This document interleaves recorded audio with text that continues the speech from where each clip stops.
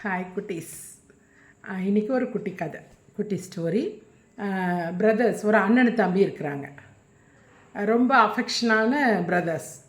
ஏன்னா தெரியும்ல, அண்ணன் தம்பி அக்கா தங்கச்சிலாம் ரொம்ப அஃபெக்ஷனாக இருப்பாங்கல்ல. அந்த மாதிரி ஒரு அண்ணனு தம்பியும் ஒரு காட்டு வழியாக போயிட்டுருக்குறாங்க. ஃபாரஸ்ட், ஒரு அடர்ந்த காடு, நிறைய மரம் செடி கொடி எல்லாம் இருக்கும்ல. அது மாதிரி ஒரு டென்ஸான ஃபாரஸ்ட்டு.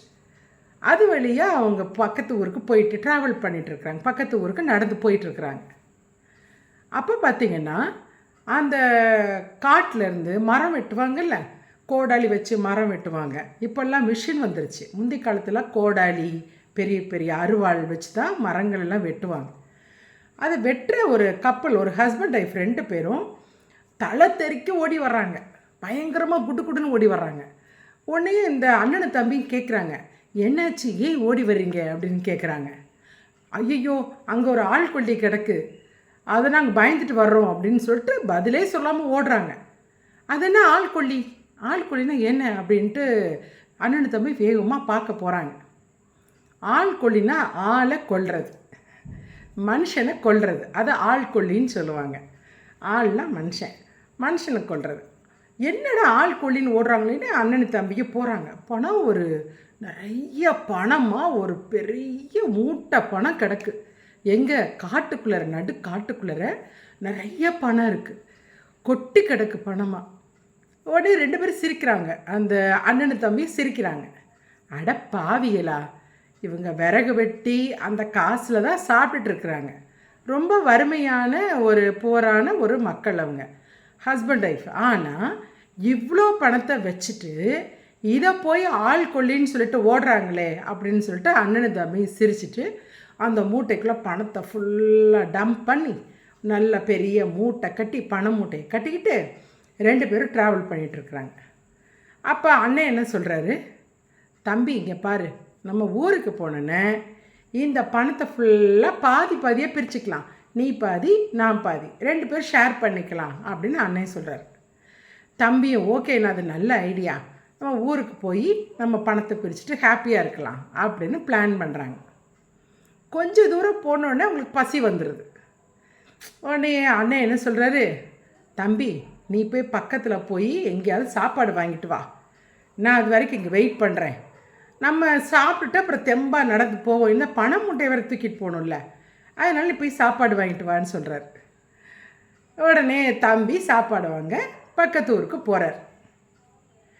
அண்ணனுக்கு என்ன ஞாபகம் வருது, இவ்வளோ பணம் இருக்குது, இந்த பணத்தில் பாதி பணத்தை தம்பிக்கு கொடுக்கணும், ஷேர் கொடுக்கணும்னு சொல்லியிருக்கான்ல. அப்போ பாதி பணத்தை தம்பிக்கு கொடுக்கணும். எதுக்கு அவனுக்கு கொடுக்கணும், இது எல்லா பணத்தையும் நம்மளே வச்சுக்கலாம். அதனால் தம்பி வருவான், சாப்பாடு வாங்கிட்டு வந்தோடனே அவனை ஒரே போட்டுறணும். போட்டு அவனை கொன்னுட்டா இந்த பணத்தை ஃபுல்லாக நம்ம வச்சுக்கலாம் அப்படின்னு அண்ணனுக்கு ஐடியா வருது.